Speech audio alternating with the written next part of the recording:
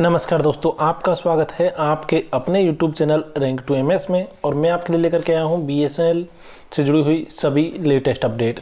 खबरों की शुरुआत में आपको बता दें कि जितने भी अधिकारी हैं, नॉन एग्जीक्यूटिव कर्मचारी हैं, उनके लिए GTI group term insurance 1 March 2021 से लागू किया जाएगा और विकल्प जमा करने की अंतिम तिथि होगी 15 फरवरी 2021। ये उल्टा लिख दिया गया है, इसमें 15 फरवरी 2021 तो जमा करने की तिथि होगी और 1 मार्च 2021 को इसको लागू किया जाएगा।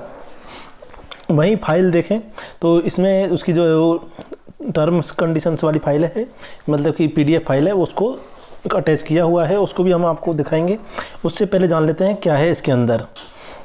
तो BSNL ने गैर कार्यकारी अधिकारियों के लिए जो ग्रुप टर्म इंश्योरेंस के कार्यान्वयन के लिए BSNL और LIC के बीच समझौता ज्ञापन पर हस्ताक्षर किए जाने के बाद कॉरपोरेट कार्यालय में आज इसे जारी करने के लिए पत्र जारी किया है। कॉरपोरेट ऑफिस ने ग्रुप टर्म इंश्योरेंस GTI योजना के लिए ऑनलाइन विकल्प का उपयोग करने के लिए दिशा निर्देश भी जारी किए हैं। ऑनलाइन विकल्प जमा करने की अंतिम तिथि 15 फरवरी 2021 है और GTI को 1 मार्च 2021 से लागू किया जाएगा। ये इसकी फाइल है जिसको आप देख रहे हो। ये PDF फाइल का इसके 29 जनवरी 2021 को जारी किया गया लेटर है। Group term insurance scheme for BSNL employ, calling of options and guidelines for implementation of the scheme with effect from 1 March 2021।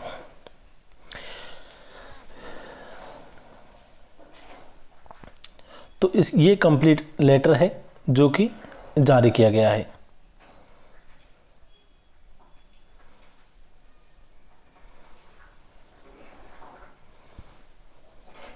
Portal है उस पर ये फॉर्म ऑनलाइन भरा जाएगा और 1 फरवरी 2021 से लेकर के 15 फरवरी 2021 इवनिंग में 5 बजे तक ये खुला रहेगा। Only online options are valid and final. No return application, representation to join और विदड्रॉ विल बी एक्सेप्टेड। यानी सिर्फ ऑनलाइन इसको किया जा सकता है।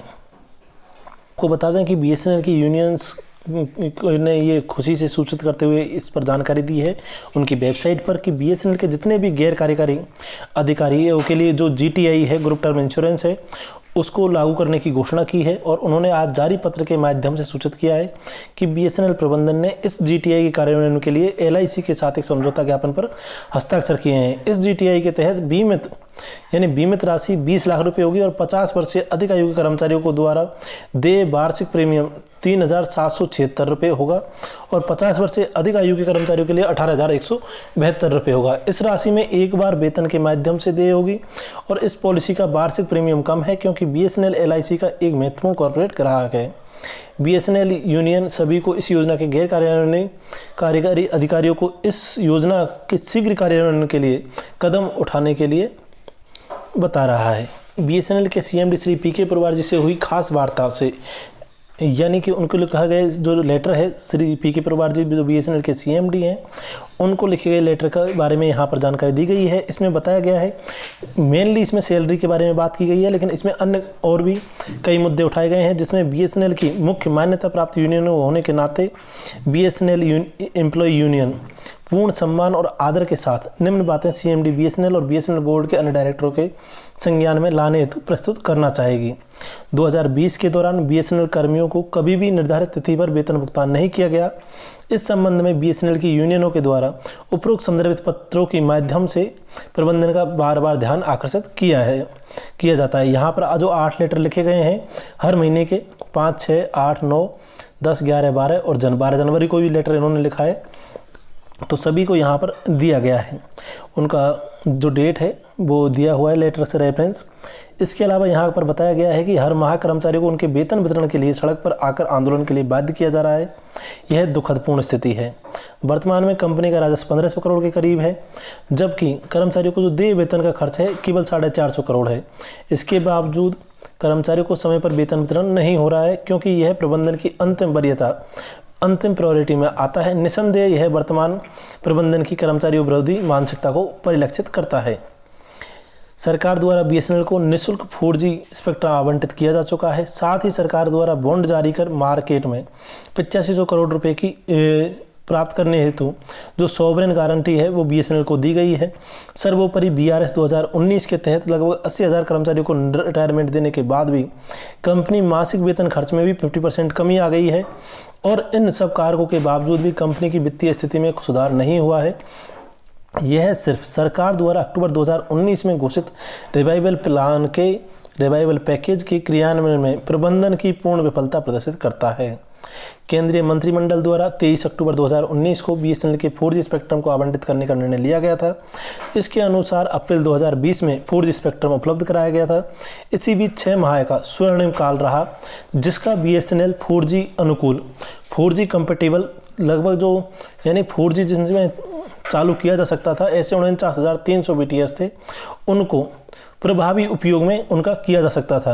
यदि लॉकडाउन की अवधि को भी नज़रअंदाज कर दिया जाए तब भी प्रबंधन के पास लगभग 5 महीने का टाइम था जिसमें ये 3G से 4G में कन्वर्ट किए जा सकते थे। यदि ये सब अवसर का समुचित उपयोग कर लिया जाता तो कंपनी 8 महीने पूर्व ही पूरे भारत में pan India level Akhil Bharatiya स्तर पर अपनी 4G सेवाएं शुरू कर चुकी होती। और यह और कुछ नहीं बल्कि एक कड़वी सच्चाई है कि प्रबंधकीय नेतृत्व में कंपनी प्रबंधन इस दिशा में बुरी तरह नाकाम रहा है। परिणाम स्वरूप बीएसएनएल की 4G की शुरुआत एक दिव्य स्वप्न सी ही है। बीएसएनएल द्वारा अपनी 4G सेवाएं शुरू नहीं किए जाने से कंपनी मोबाइल क्षेत्र में अपनी पैठ नहीं बना पाई है और आज के दिनांक तक, जिस दिन ये लेटर लिखा गया है 28 जनवरी तक, कंपनी अपनी 4G सेवाएं शुरू करने की अक्षमता से निराश होकर बीएसएनएल के वर्तमान ग्राहकों ने अन्य 4G सेवा प्रदाताओं में पोर्ट होना शुरू कर दिया है। इस नाकामी के लिए किसे जिम्मेदार माना जाए? लैंडलाइन और ब्रॉडबैंड के क्षेत्र में तो बीएसएनएल की स्थिति काफ़ी दयनीय है। बीआरएस के तहत लगभग 80,000 कर्मचारियों के जाने के पश्चात फील्ड में कर्मचारियों की बेहद मात्रा में कमी हुई है। ऐसी परिस्थिति में किसी भी समझदार नेतृत्वकर्ता द्वारा उपलब्ध कॉन्ट्रैक्ट वर्कर्स को घर भेजने का निर्णय नहीं लिया जाता, किंतु आप हठधर्मितापूर्ण तरीके से कॉन्ट्रैक्ट वर्कर्स का वेजेज भुगतान 1 वर्ष से अधिक समय से विलंबित करने के अलावा इनकी छटनी करने पर आमादा है। तो जैसा कि आपको पता है कि हमारे चैनल ने भी कई बार ये मुद्दा उठाया है कि कॉन्ट्रैक्ट वर्कर्स का भुगतान काफ़ी डिले हो रहा है। हालांकि एक बार सिर्फ 2 महीने का कॉन्ट्रैक्ट वर्कर्स का पेमेंट आया था, उसके बाद उनके भुगतान के बारे में कोई भी यहाँ पर चर्चा नहीं की गई। और इस अनसोचे समझे निर्णय से बीएसएनएल का लैंडलाइन और ब्रॉडबैंड नेटवर्क का रखरखाव द्रुत गति से प्रभावित हुआ है। आपको तो पता ही है कि बीएसएनएल के रेगुलर एम्प्लॉयज़ की सैलरी भी डिले हो रही है, हालांकि कॉन्ट्रैक्ट वर्कर्स का भी पैसा का डिले हुआ है और साथ ही बीआरएस ऑप्टीज का जो 4th इंस्टॉलमेंट का भुगतान था उसका भी अभी तक भुगतान नहीं हो पाया है। SLA सिस्टम के जरिए विभिन्न कार्यों की आउटसोर्सिंग व्यवस्था पूर्ण रूप से असफल होने के अलावा कंपनी की आर्थिक स्थिति भी आहत हुई है। तो अब तक की सभी खबरों के साथ में धन्यवाद। मिलते हैं नेक्स्ट वीडियो में नेक्स्ट न्यूज़ के साथ में। तब तक वीडियो को लाइक करें, दोस्तों के साथ शेयर करें और सब्सक्राइब करें आपके अपने यूट्यूब चैनल रैंक 2 MS को। धन्यवाद।